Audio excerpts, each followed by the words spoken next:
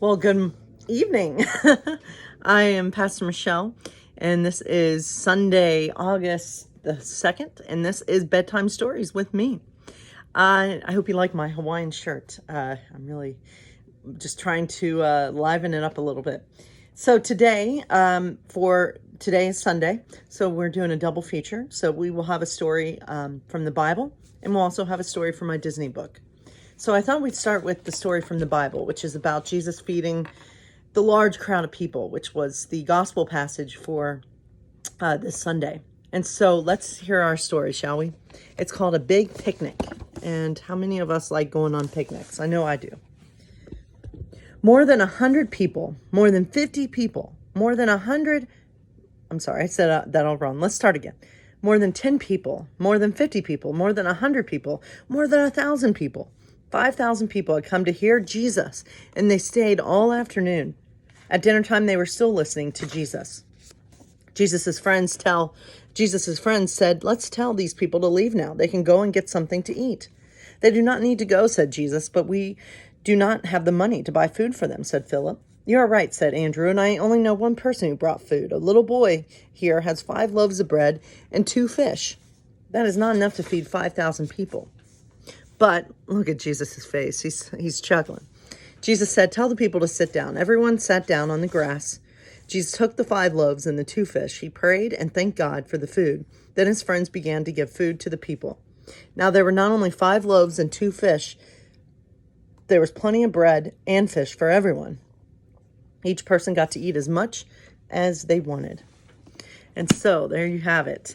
So I wanted to just give my brief interpretation of that story. So many times I've heard it being interpreted as a miracle story. This is one of the times that Jesus multiplies the food.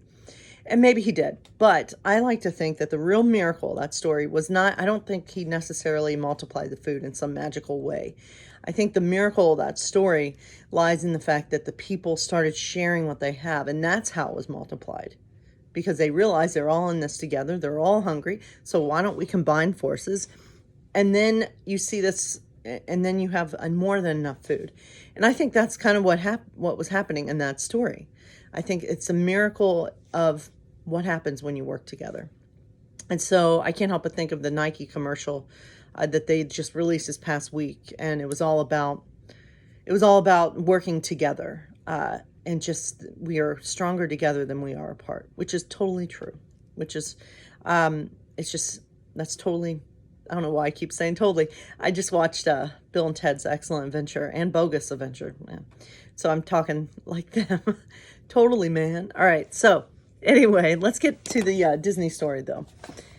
Today is August 2nd. So our story is going to be around Super Speedy Spiral Slide Spectacular from the Emperor's New Groove. "Wee, Cusco," the mighty emperor ran, jumped, landed the most royal belly flop of all time in the gigantic pool at Cuscopia, his own personal water park. Then he climbed to the top of Cusco's Super Speedy Spiral Slide-tacular. "Here I go," he yelled. He slipped and slid, descending in circles faster and faster, until at last he splashed down into the grand pool. Thunk! Whoa, hang on a second. Did I just get hit in the head with a hoof? Cusco looked around. Something was wrong, very wrong. The majestic pool was gone. Cuscotopia was nowhere to be seen. Cusco was wading in not so majestic grass, and instead of hands, his arms ended in hooves. He had been dreaming, and worst of all, he had woken to this nightmare. He was still a llama. His royal advisor had given him a potion that changed him into the 4-legged creature because she wanted to take over his kingdom. Cusco pursed his llama lips in expiration. "What's for breakfast?" he asked Pacha, nosing the peasant's bowl. "Just a few nuts and berries I found," Pacha said. "You can go and get yourself some." "Why don't you give me yours?" Cusco asked as he narrowed his eyes. Pacha pulled his bowl closer. "Why don't you go and get your own?" "Emperors do not forage for their own food," Cusco said regally. "Fine." Pacha turned his back and kept eating. "But you'll be sorry later. We have a long way to go." The sun grew hot as the pair headed out of camp. Cusco was so busy sulking, he wasn't watching where he was going. He slipped. Frantically, he tried to grab something, anything. What he grabbed was a long, thick, spiraling vine. Cusco zoomed toward the bottom of the ravine. Thunk! Ouch, the mighty llama emperor landed roughly in a patch of prickly bushes, but luckily they were berry bushes. Cusco began eating the ripe berries. Farther up the ravine, he could hear Paca laughing. Go ahead and laugh, Cusco said, but you have just seen a preview of Cuscopia's super speedy spiral slide-tacular. All right, so there you have it, friends. And so I do hope you're doing okay and hanging in there. I know today's my first day back from vacation, and I had a lovely, lovely time. But as I said, I do hope you're doing okay. And you know what? I think I'm going to add one more thing. And I'm going to share these videos throughout the next several days, because I bought this book, magazine, National Geographic, and it highlights 50 of the most influential figures in the Bible. And so I thought I would start us out. I know there's 3. I said it was a double feature. It's a triple feature today. I thought I would start sharing these on even our David's Church, our family Facebook page.